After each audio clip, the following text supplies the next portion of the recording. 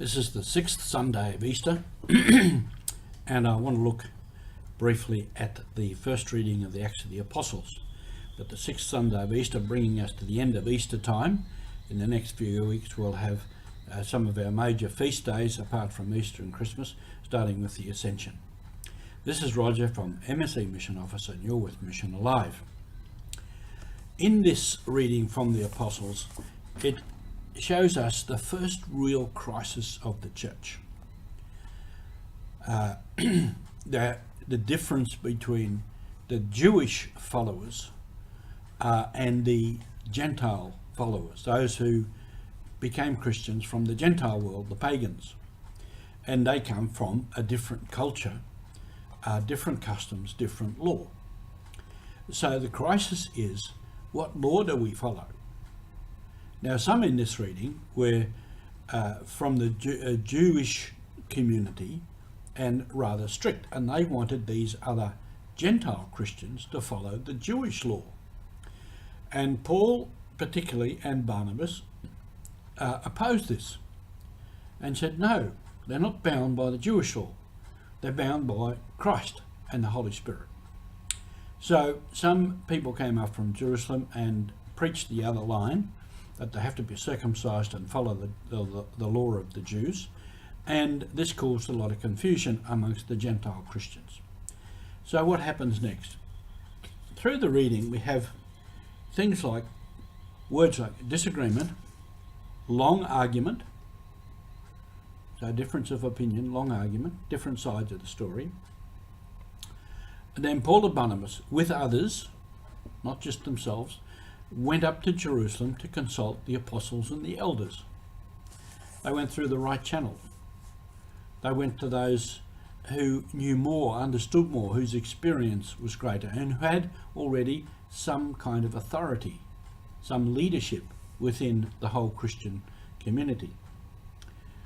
And these conferred, and there were delegates, and the apostles and the elders sent delegates back, and they concurred with what Paul and Barnabas were saying. So there was a consensus, there was decision. And these went back to communicate this to the others, the Gentile Christians.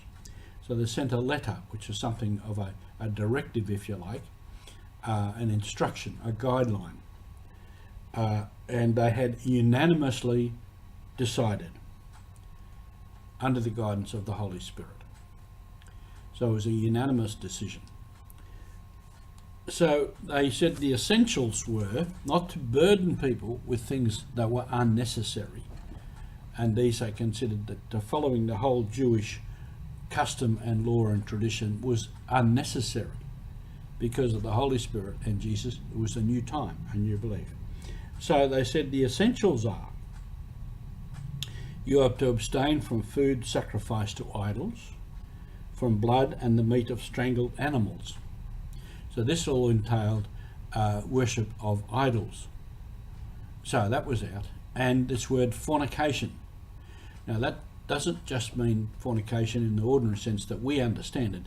It specifically meant what they had in some of these other pagan religions and rituals was ritual prostitution. So that was so anything to do with these pagan other types of religious worships and ritual was forbidden. That was all.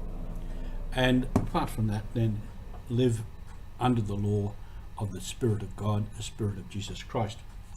Now this what we call today the exercise of dialogue is what all this is about.